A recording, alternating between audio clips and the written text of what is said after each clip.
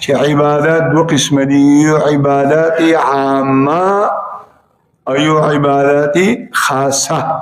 عبادات عامه مطلب دا دی داسې عبادتونه چې د امت محمدیه نه وړاندې کم امتونه راغلي دي هغې ټولو ته الله رالیږلي، او عبادات خاصه او مخصوصه مطلب دا هغه عبادات صرف د محمد رسول الله صلی الله علیه وسلم او د هغه امت ته الله رالیږلي مخکینو دپاره نو.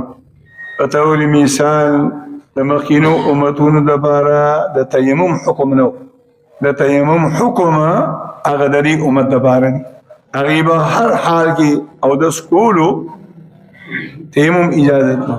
دویم د هغوی چې کوم مخصوص معابد عبادت خانې وي د یهودیانو یا د عیسایانو، نو په هغه مخصوصو عبادت خانو کې به د دوی مونځ کېده، بل ځای کې به یې مونځ نه کېده، کور کې، دوکان کې، حجره کې، پټي کې.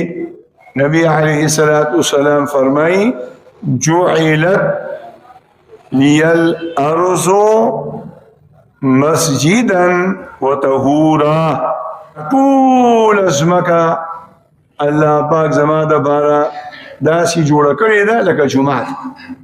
لہذا د ځمکې په هر حصه باندې مونځ کېږي،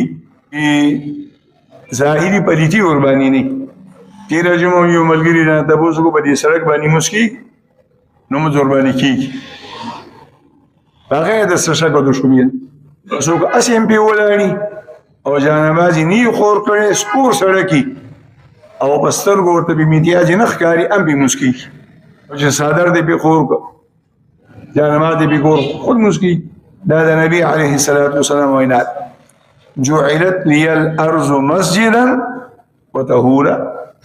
او که چېرته په لاره باندې خرم تېرېږي او اسونه هم تېرېږي او چېرته وړې میتیاز یې بې کړي یا سپین پې تېرېږي، نو حدیث کې راځي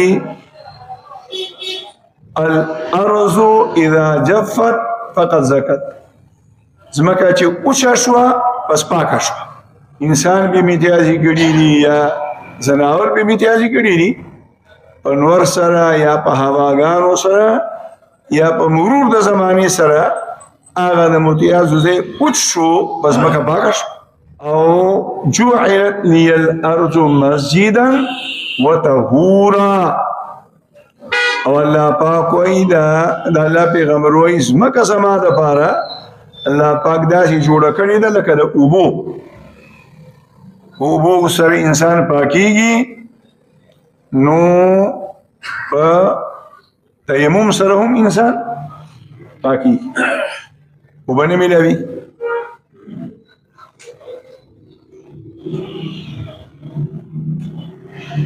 ورکوټې بې اودسي ده او اوبه نشته دي، هم انسان ورسره پاکیږي.